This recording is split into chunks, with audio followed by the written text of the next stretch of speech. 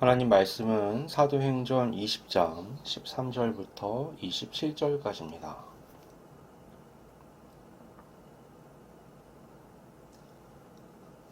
사도행전 20장 13절부터 27절까지입니다.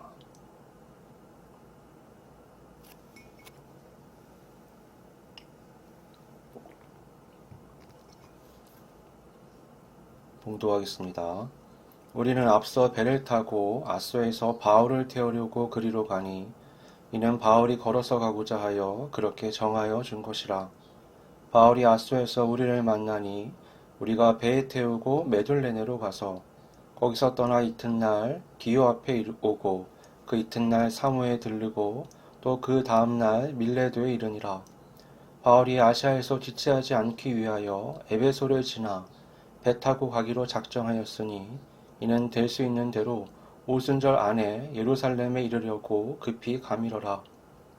바울이 밀레도에서 사람을 에베소로 보내어 교회 장로들을 청하니 오매 그들에게 말하되 아시아에 들어온 첫날부터 지금까지 내가 항상 여러분 가운데서 어떻게 행하였는지를 여러분도 아는 바니 곧 모든 겸손과 눈물이며 유대인의 관계로 말미암아 당한 시험을 참고 주를 섬긴 것과 유익한 것은 무엇이든지 공중 앞에서나 각 집에서나 거리낌이 없이 여러분에게 전하여 가르치고 유대인과 헬라인들에게 하나님께 대한 회개와 우리 주 예수 그리스도께 대한 믿음을 증언한 것이라.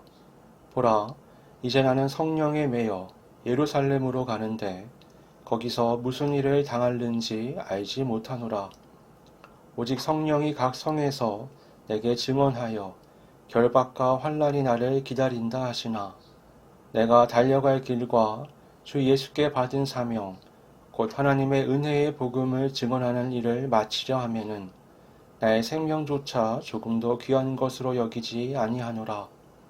보라, 내가 여러분 중에 왕래하며 하나님의 나라를 전파하였으나 이제는 여러분이 다 내 얼굴을 다시 보지 못할 줄 아노라. 그러므로 오늘 여러분에게 증언하거니와 모든 사람의 피에 대하여 내가 깨끗하니 이는 내가 꺼리지 않고 하나님의 뜻을 다 여러분에게 전하였음이라. 아멘. 오늘 본문은 그리스도인으로서 가정에서, 교회에서, 그리고 또 사회에서 각자의 자리에서 어떤 자세로 살아야 하는지 잘 가르쳐주는 말씀입니다. 기독교 신앙 중에서 왜곡된 기독교 신앙 중 하나는 자기 자신한테 너무 매몰되는 겁니다. 예수님이 나를 위해 이 땅에 오셨고 나를 위해 십자가를 지셨고 나를 위해 부활하셨다. 그런 메시지는 맞는 말이긴 하지만 나를 굉장히 특별하게 만들 위험성이 있습니다. 하나님께서 예수 그리스도를 이 땅에 보내셔서 십자가의 대속을 이루고 부활 후 재림을 약속하며 승천하신 사건은 세상 그 무엇과도 비교할 수 없는 놀라운 역사죠.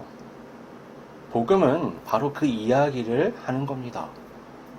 그 이야기를 듣는 사람은 하나님의 나라에 초청된 것이라고 할 수 있습니다.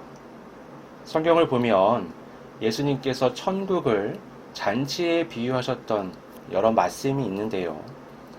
그 중에는 적절한 복장, 또 적절한 자리에 대한 말씀이 있습니다. 천국 잔치는 모든 사람에게 초청장이 보내진 거예요. 왕족, 귀족은 물론이고 길거리에 스쳐가는 행인들까지 남녀노소 귀천에 상관없이 모든 이에게 초청장이 간 겁니다. 초청장을 받고도 스스로 가지 않은 건 자신이 거부한 것이기 때문에 억울할 일이 없습니다. 그런데 잔치에 참여한 이들 중에는 적절한 복장을 하지 않아서 쫓겨난 이가 있는 겁니다. 그는 억울하죠. 분명히 초청장을 받았고 나는 내 시간과 노력을 들여 거기 갔는데 겨우 복장 하나가 문제가 된다고 쫓아내는 겁니다. 또 다른 예는 적절한 자리에 앉지 않아서 곤란한 경우입니다. 초청을 받아서 가보니까 내가 스스로 생각하기에 내가 이 정도 상석에 앉아도 괜찮을 것 같은 거예요. 그런데 시간이 지나면서 더 많은 사람이 들어오는데 잔치의 주인이 생각하기에는 그 자리에 나보다 더 적절한, 더 높은 사람이 있는 겁니다. 그러면 주인은 나에게 일어나서 더 낮은 자리로 가달라고 요청하겠죠. 이게 얼마나 수치스럽고 부끄러워요. 그러니까 예수님은 그런 잔치에 가게 되면 가장 끝자리에 앉으라는 겁니다. 그러면 주인이 나를 이렇게 세워서 더 상석으로 앉힐게 분명하니 그러면 마음이 기쁘고 즐거울 테니까 말이죠. 이 두 이야기의 핵심은 이 잔치의 주인공이 초청받은 내가 아니라는 겁니다. 잔치에 초청되어 대접을 받는 건 주인의 초청이 있었기 때문이죠. 이 주인과의 관계 때문에 내가 이 잔치에 있게 된 겁니다. 잔치에서의 복장도 잔치에서의 자리도 모두 다 이 주인의 의도를 따르는 거죠. 나는 그것을 거스르고 멋대로 할 수 있는 자격이 없습니다. 만약 그렇게 하면 주인에게 의해서 제재를 당하게 되겠죠. 잔치에 초대되어서 즐거움과 기쁨을 누리는 건 아주 좋은 겁니다. 그러나 반드시 기억해야 합니다. 그건 주인에 의한, 주인의 목적과 계획에 따른 결과입니다. 나에게 유익이 된다고 해서 그것이 내가 주인공이란 의미는 아니라는 겁니다. 천국은 하나님의 나라입니다. 하나님의 나라는 거룩해서 함부로 입에 담지를 못했어요. 그래서 대신 사용한 표현이 하늘나라, 천국입니다. 하나님의 나라는 하나님의 왕권이 있는 나라, 하나님이 주인공으로서 가운데 서 있는 나라가 하나님의 나라입니다. 하나님의 백성은 그 하나님과 관계하여 그 하나님의 의도와 계획 속에서 그 안에 살아가는 거죠. 그래서 천국인은 하나님과의 관계 속에서만 자신의 정체성의 의미를 세울 수 있습니다. 예수님의 십자가는 모든 믿는 자들에게 하나님 나라 잔치에 있기 위해서 어떤 복장으로 어떤 자리에 있어야 하는지를 보여주는 가장 뚜렷한 본입니다. 예수님은 하나님의 아들로서 보좌 우편이 자신의 본래 자리죠. 그러나 그곳에서 일어나 성육신 하신 후 말구유를 시작으로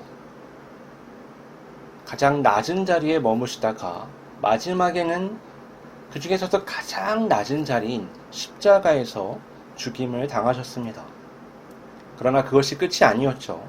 하나님은 예수님을 부활시키셨고 가장 낮은 자리에서 가장 높은 자리, 본래 그의 자리로 올려놓으셨습니다. 나아가서 온 우주의 왕권을 주시며 모든 피조물의 주가 되게 하셨습니다. 십자가는 중의적 의미를 가지고 있습니다. 십자가는 모든 믿는 자의 과거, 현재, 미래가 담겨 있다고 할 수 있어요. 십자가의 죽음은 죄인인 우리의 심판의 결과, 죽음의 자리죠, 원래. 여기 예외는 없습니다. 우리가 가진 원죄는 의에 대한 일말의 가능성도 갖지 못하게 만들어요. 혹자는 그렇게 말합니다. 아담이 지은 죄를 어떻게 나와 상관이 있다고 말할 수 있냐는 거죠. 우리는 아담의 후손이고 그의 생물학적 특성을 갖고 있는 것처럼 그의 죄의 본성도 물려받아 타고납니다. 아무리 그래도 그건 하나님께서 너무 가혹한 처사가 아니냐고 할 수도 있죠. 하나님은 율법을 통해서 우리가 원하는 스스로 의롭다함이 얼마나 불가능한 것인지 가르쳐 주셨습니다. 율법이라는 건 하나님의 의의 기준, 그것도 최소 기준이에요. 그런데 누구도 이 기준에 부합할 수가 없는 겁니다.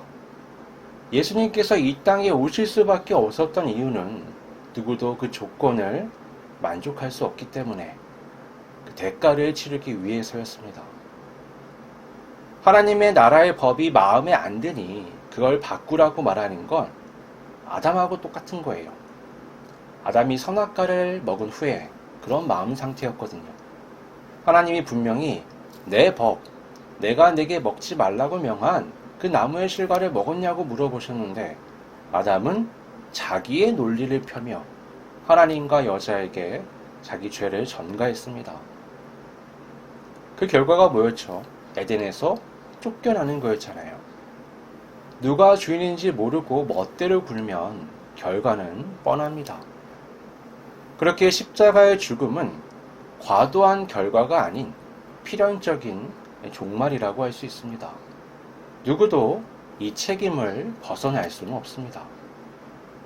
그러나 하나님께서 예수 그리스도를 우리에게 보내셨습니다. 우리는 죄를 극복할 없을 뿐만 아니라 책임도 온전하게 질 능력이 없어요. 그런데도 하나님은 우리를 사랑하십니다. 하지만 동시에 우리가 가진 죄는 미워하시죠. 이 죄를 해결해야 합니다. 이미 지은 죄는 주워 담을 수가 없죠. 그렇기에 하나님은 이 죄의 책임인 죽음의 값을 치름으로써 우리의 죄 문제를 해결하셨습니다. 예수님은 죄 없는 몸으로 이 땅에 태어나 최악의 죄인의 자리에서 죽임을 당하셨습니다. 그것은 우리의 죄를 해결하기 위한 하나님의 사랑의 계획이었고 우리 주 예수 그리스도의 은혜로운 순종이었습니다. 그 결과 우리는 죄인이면서도 동시에 그리스도 예수의 공로로 하나님께 의인이라 부르심을 받는 존재가 된 거죠. 그렇게 의인이라 부르심을 받으며 하나님의 자녀, 하나님의 백성, 주님의 제자가 된 우리는 다시 십자가의 부르심을 받습니다. 예수님은 누구든지 나를 따라오려거든 자기를 부인하고 자기 십자가를 지고 나를 따를 것이니라고 말씀하셨습니다. 여러분, 이 부분이 중요합니다. 하나님은 그리고 예수님은 나를 위해 모든 문제를 해결하고 평화롭고 아름다운 삶을 살게 하시려고 나를 구원하신 게 아닙니다. 그럼 파라다이스를 만드시고서 나 좋으라고 세상을 이끌어 가시는 게 아니에요. 하나님은 사람의 죄로 인해 엉망이 된 우주의 질서를 다시 회복하기 위해 예수님을 이 땅에 보내신 겁니다. 성경은 마지막 날 새 하늘과 새 땅을 예고합니다. 그날에 하나님은 온 세계를 재창조하실 겁니다. 그 증거가 예수 그리스도의 부활이죠. 예수님 말고도 죽었다 살아난 사람들에 대한 기록이 있습니다. 하지만 그들과 예수님의 부활은 질적으로 다릅니다.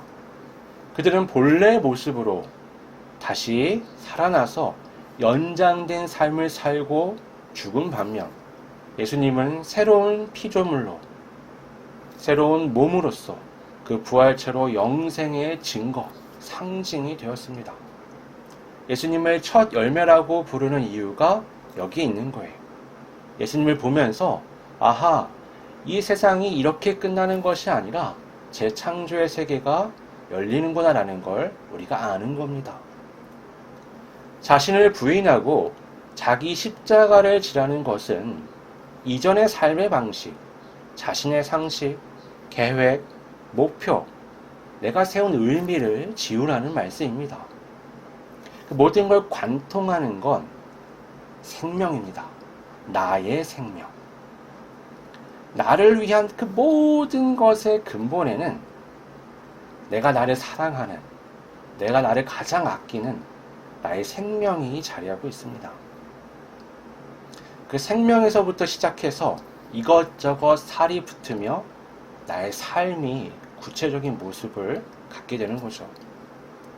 내 상식, 내 방식, 내 계획, 내 목표, 내 의미를 하나씩 걷어내다 보면 가장 근본에 나의 생명에 대한 애착이 있다는 것을 발견하게 됩니다.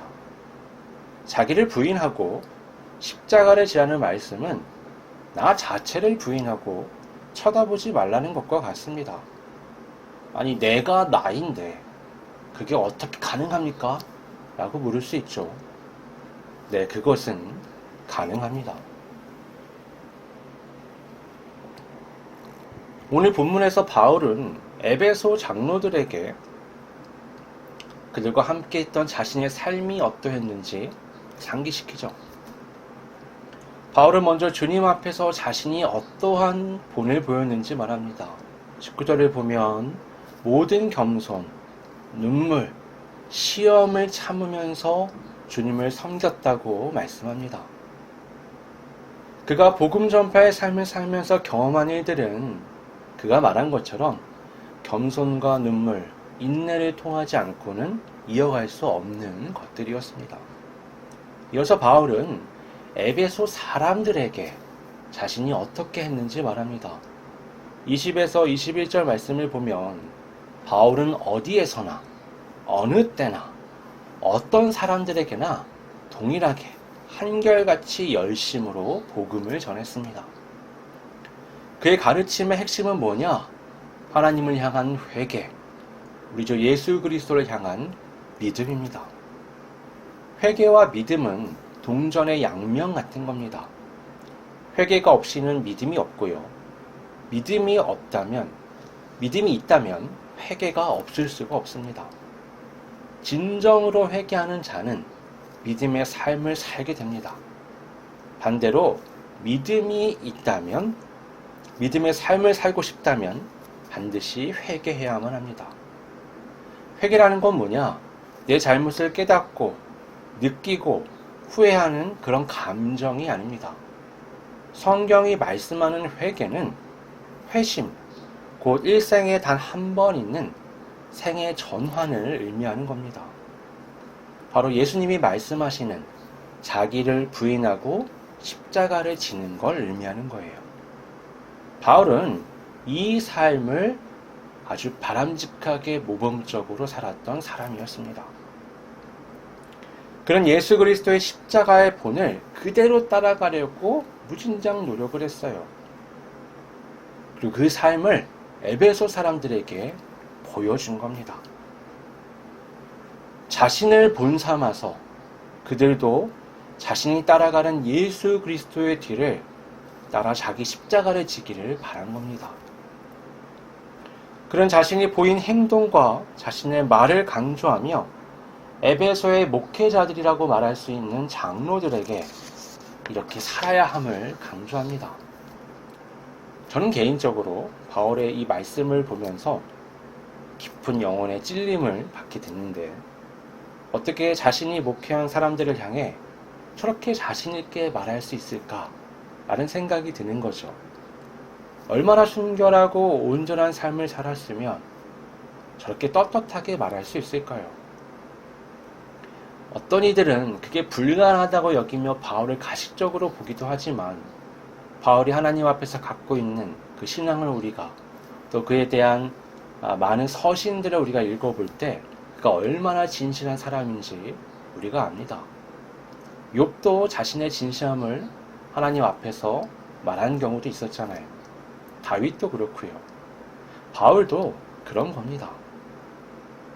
반면에 저를 돌아보니 조금 더 그렇게 말할 수 없다는 걸 깨닫고 충격과 반성을 깊이 하게 됐습니다. 그래서 어떻게든 남은 생에 간격을 좀 좁혀보고자 다짐을 하게 됐는데요. 여러분들은 제가 아니라 이 말씀을 보면서 바울을 보시면 됩니다. 바울은 어떻게 그렇게까지 자신을 버리고서 주님을 따라 살아갈 수 있었을까요? 그는 22절, 23절에서 앞으로 있을 고난에 대해서도 언급을 해요. 그러니까 그런 거 있잖아요. 사람이 지난 시간 동안은 굉장히 힘들었는데 앞으로는 내가 생각하는 파라다이스가 열리길 기대하며 인내하는 그런 게 아닌 겁니다. 바울의 초점은 정말 정상적인 온전한 하나님 나라를 향하고 있어요. 그가 생각하는 미래, 그가 하나님께 받은 미래는 더 힘든, 더 고통스러운, 최종에는 죽음으로 연결되는 고난의 길입니다. 예루살렘을 향해서 가는 이 모든 길에 큰 고난이 있을 걸 알고 있었어요. 24절을 보면 그가 이런 고통스러운 미래가 있음에도 불구하고 거침없이 앞으로 나아가는 동료원이 나옵니다. 그는 이렇게 말합니다. 내가 달려갈 길과 주 예수께 받은 사명, 곧 하나님의 은혜의 복음을 증언하는 일을 마치려 하면은 나의 생명조차 조금도 귀한 것으로 여기지 아니하노라. 바울은 사명과 생명을 대조적으로 표현해요. 바울의 사명은 이 땅에 있는 게 아니죠. 그건 예수님께 받은 하늘로부터 난 겁니다.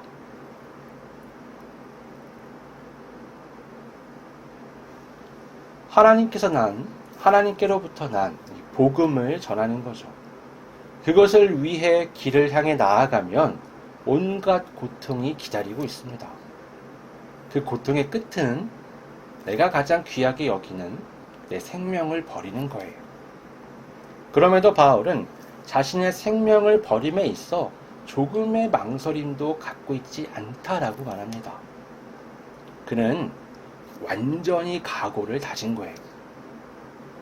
바울은 자신의 생명의 가치보다 하나님께 받은 사명의 가치가 더 크다는 것을 알았습니다.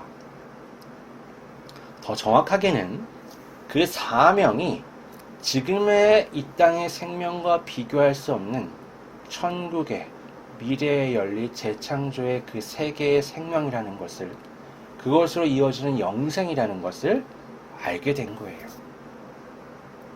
그 확신에 따라 삶이 전환된 겁니다. 예수님이 천국에 대한 비유를 또 말씀하실 때 땅에 감추인 보화, 또 진주에 감추인 족에 감춰진 진주에 대해서 말씀을 하신 적이 있죠. 두 이야기의 특징은 이 보화와 진주의 가치를 아무나 볼 수는 없다는 거예요. 이게 가려져 있어서 잘 보이지가 않습니다. 대부분의 사람에게는 그냥 보통의 밭, 또 그냥 보통의 조개처럼 보이는 거죠. 그러나 그 가치를 아는 사람에게는 그 땅은 특별한 땅이 되는 거고요. 그 조개는 특별한 조개가 되는 겁니다. 그 가치를 아는 사람들은요, 전 재산을 팔아서 그 밭을 사고 조개를 삽니다. 이게 또 하나의 특징이죠. 그 밭과 그 조개를 살려면 자기 걸 다 팔아야 돼요. 그걸 옆에서 보는 사람들은 이해가 되지 않습니다. 오히려 그들의 행동이 아주 엉뚱하고 바보처럼 보일 수도 있는 거예요. 그럼에도 보화와 진주를 발견한 사람은 신경 쓰지 않습니다. 사람들이 뭐라 하든 그게 뭔 상관이에요. 나는 봤잖아요. 우리에게 들린 복음은 하늘의 영생으로 우리를 인도합니다. 그것을 제대로 본 사람은 자신의 삶, 자신의 생명을 위한 길에서 돌이켜 하나님의 영생을 향한 길로 전환합니다. 그것이 나 자신을 거스르고 반대하며 부인하고 심지어 스스로를 십자가에 못 박는 과정을 통과한다고 해도 거침이 없어요. 예수님은 이렇게 말씀하셨습니다. 자기 목숨을 얻는 자는 잃을 것이요 나를 위하여 자기 목숨을 잃는 자는 얻으리라. 오늘날 세상은 자신을 사랑하라고 외쳐요. 유명한 노래들도 그런 거 되게 많고요. 문학도, 문화도 다 그렇습니다. 자세히 들여다보면 그럴듯해요. 모두 다 생각이 다르니까 어때요? 다 각자의 생각을 존중하고 자기 것을 쫓아서 자기가 바라는 식으로 삶을 나아가라는 겁니다. 그러면서 모두를 다 인정해 주라는 거예요. 그러면 평화롭지 않겠냐는 거죠. 유감스럽지만 그건 성경, 특히 로마서가 자세하게 지적하는 죄의 결과, 심판받은 사람의 상태입니다. 자기 좋을 대로 자신을 위해 살아가며 살아가는 그 사회는 파라다이스가 아니라 혼란과 충돌, 최후에는 폭력이 난무하게 되어 있습니다. 그리고 그 끝은 공멸이에요. 역사가 다 그걸 증명하고요. 오늘날 세계 정세를 봐도 그 길을 걷는 것처럼 보입니다. 이 객관적인 옳고 그름의 부재는 결코 아름답지 않아요. 그건 질서의 파괴이기 때문에 혼란과 충돌을 가져옵니다. 하나님의 창조 세계는 질서정연해요. 하나님의 창조 역사를 보면 모든 것이 다 아주 질서 있게 체계적으로 창조됩니다. 오늘날 우주들 봐도 뭐예요? 상수라는 게 있잖아요. 누군가 정하지 않고는 말이 되지 않는 규칙들이 이 우주에는 있습니다.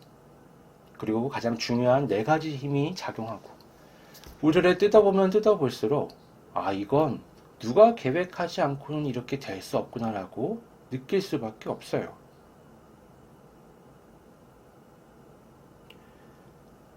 창조 때부터 마지막 예수님의 재림 때까지 모든 하나님의 일도요. 하나님의 계획, 하나님의 질서를 따라 진행이 됩니다. 그래서 그 끝에는 회복, 온전함, 균형, 생명이 자리하고 있습니다. 예수님은 이렇게 말씀하셨습니다. 누구든지 나의 이 말을 듣고 행하는 자는 그 집을 반석 위에 지은 지혜로운 사람 같으리니 비가 내리고 창수가 나고 바람이 불어 그 집에 부딪히되 무너지지 아니하나니 이는 주추를 반석 위에 놓은 까닭이요 나의 이 말을 듣고 행하지 아니하는 자는 그 집을 모래 위에 지은 어리석은 사람 같으리니 비가 내리고 창수가 나고 바람이 불어 그 집에 부딪힘에 무너져 그 무너짐이 심하니라. 이 말씀은 마지막 날에 예수님을 안다고 말하는 수많은 사람을 나눈 후에 한쪽을 향해 나는 너희를 도무지 모른다라고 하신 말씀에서 이어지는 말씀입니다. 마지막 날에 집이 무너지지 않는 이유는 반석, 곧 예수 그리스도를 따라 하늘에 기반을 두고 집을 지었기 때문입니다. 여기서 집은 우리의 인생, 삶을 의미하죠. 우리의 생애 동안 우리는 다른 이의 삶을 절대로 제대로 분별할 수 없을 겁니다. 그 집이 무너질지 온전할지 알기 어려워요. 그러나 자신에 대해서 솔직하다면 알 수 있습니다. 나 자신에 대해서는 말이죠. 내가 회심의 삶, 곧 그리스도 예수의 뒤를 따라 자기를 부인하고 십자가를 지며 하나님의 부르심의 사명을 쫓아 살았는지 아니면 나의 생명에 대한 집착과 사랑을 기반에 두고 나를 위해 열심히 이루고 싸우며 살았는지 말입니다. 집이 얼마나 대단한 재질과 웅장한 자태와 화려한 장식이 있느냐는 하나도 중요하지 않습니다. 거기에 홍수가 나면 반석이 있지 않으면 무너져 버립니다. 중요한 건 집이 아니라 반석에 지었느냐 하는 거죠. 이 땅에 내 생명을 위한 삶이 아닌 하늘의 소망을 따라 사명을 수행하는 곧 영생을 쫓아 믿음의 삶을 사는 우리 모두가 되기를 바랍니다. 기도하겠습니다. 거룩하신 아버지 하나님, 바울이 고백하는 하나님이 인도하시는 그의 삶을 어떻게 살았는지에 대한 고백을 우리가 읽어나가며 나 자신을 돌아보고 반성하게 됩니다. 하나님의 그 예수 그리스도를 통한 놀라운 복음을 들었음에도 불구하고 여전히 나에 대한 사랑에 매몰되어 많은 것들을 덕지덕지 붙이고 힘들게 살고 있지 않나 고민해 보게 됩니다. 회심한 그리스도인으로서 이 땅이 아닌 하나님이 여실 제 창조의 세계를 부활하신 예수 그리스도를 통해 바라보며 우리 각자에게 주신 사명을 따라 영생으로 이어지는 믿음의 삶을 살아갈 수 있도록 우리 한 사람 한 사람을 붙잡아 주시고 인도하여 주시옵소서. 거룩하신 예수님의 이름으로 기도드립니다. 아멘.